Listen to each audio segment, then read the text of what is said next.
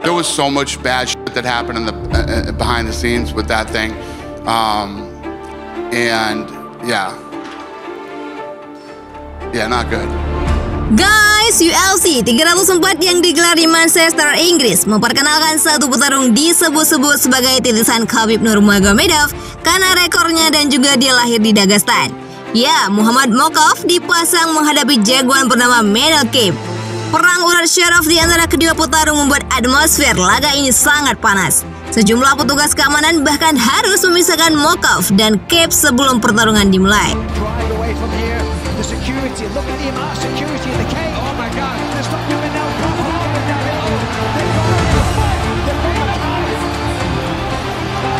Bertarung di bawah dukungan sebagian besar penonton, Mokav langsung berusaha tampil agresif dengan melepaskan beberapa tendangan.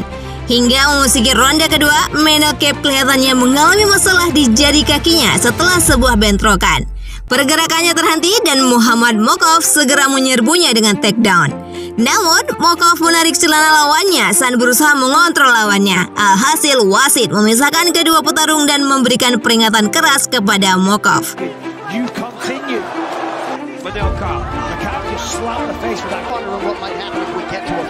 Setelah bertarung 3 ronde penuh, Muhammad Mokav dinyatakan menang dengan keputusan juri. Aspirasi Mokav untuk mematahkan rekor John Jones sebagai juara termuda di UFC sudah dipastikan gagal terwujud. Walau demikian, dalam interview Octagon ini mengungkapkan keinginannya. 7-0 in the UFC, Muhammad. What do you want next? I want a title shot. Hey guys, do I deserve new UFC contract? I want to hear more, please. Manchester! Woo! Tidak menunggu waktu lama, dalam laga yang menjadi pertarungan terakhir dalam kontrak Mokav bersama UFC, langsung mendapatkan respon yang tak sesuai keinginannya. Dalam jumpa pers setelah UFC 304, Dana White mengonfirmasi bahwa organisasinya memang akan membuang Mokav. Yeah, that's what we tell guys. We tell guys how to fight and tell them we've been doing this for a long time. I'm sure one of the matchmakers probably said something to him or whatever, but yeah, the matchmakers aren't big fans of his for many different reasons, and not just take. There's a lot of people who shoot takedowns in this business. You know, a lot of guys that fight with that type of style, but it's a lot more than just that. But Mokav is the guy that you'd want to bring back to the UFC because he said his contract is totally done now. Yeah, he is. He's under contract. He's not under contract anymore. Okay. But would you be interested in, keeping him around in the fall? I think the PFL is going to get a great undefeated guy. Really? Good luck to him. Did they try to give you a new contract before this fight? They said they're gonna see how I perform. They don't want to see me keep shooting and taking somebody down, but I've done what I could do with like tonight, yeah. They said they didn't like you shooting in there? Is that what they said? Yeah, they don't like this because they tried to get rid of flyweights before and they don't want this kind of fight. But listen, I'm young, I'm still not in my prime. Like, if they want me to stand and bank with toe-to-toe with these like 30 years old grown men, I have to do what's best for me to win.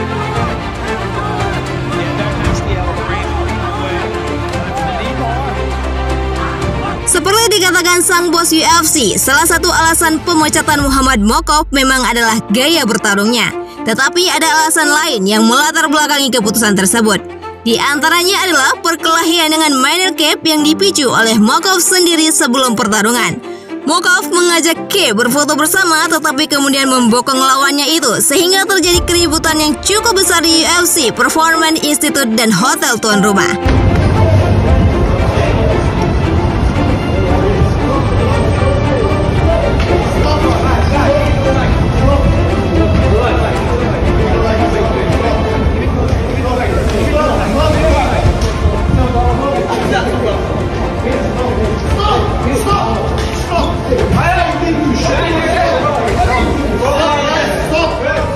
What did you make of the Mokav and Manel Kape drama? Like, they had that run-in at the PI, they had that run-in at the hotel. There was so much bad shit that happened in the behind the scenes with that thing, and yeah,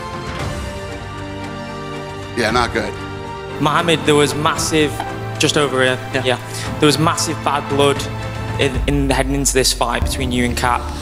What was this week like for you? And can you just explain those run-ins that you had within this week? How did that all happen? You know, this fight was important to me. 5 days before my Alex Perez fight, I met with Manuel. He headbutted me. If you watch my Alex Perez fight, I went fight with cut with like 8 they stitch up my eyebrow. I went fight with Alex Perez. Everybody think I was boring wrestler, but I was shooting on my knees to open my cut, and nobody knew this. So we sorted. We shook hands with Manuel, and in one of the whoever asked me about Las Vegas, I said it was between me and Capestes in Vegas.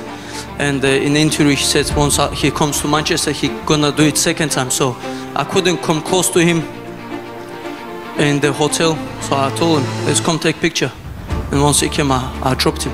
And I had to do it because I'm not somebody I'm not Alex Perez. I'm not other guys who somebody can bully me. I come from the roof background. Like my life was tough, and I give no shit to anyone to bully me, you know.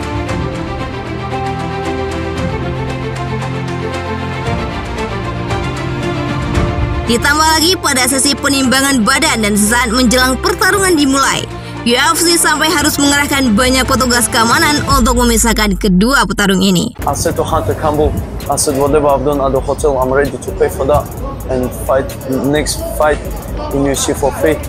Whatever trouble I made, I think it's unprofessional, but it's something that was in my heart for a long time. I have to get rid of it, and I think I took a big lesson. You know, I want to come back to UFC.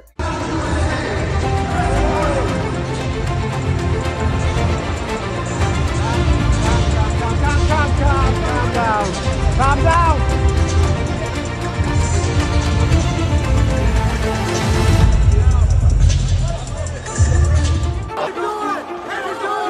Yeah, they're nasty elbow. Raymond kicked away. Time for the knee bar. Too loose.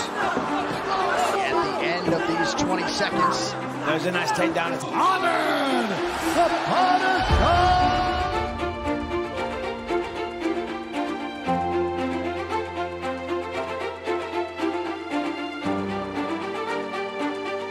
So guys, gimana dengan pendapat kalian semuanya? Tinggalkan komentar di bawah ya. Like video ini and see you next time.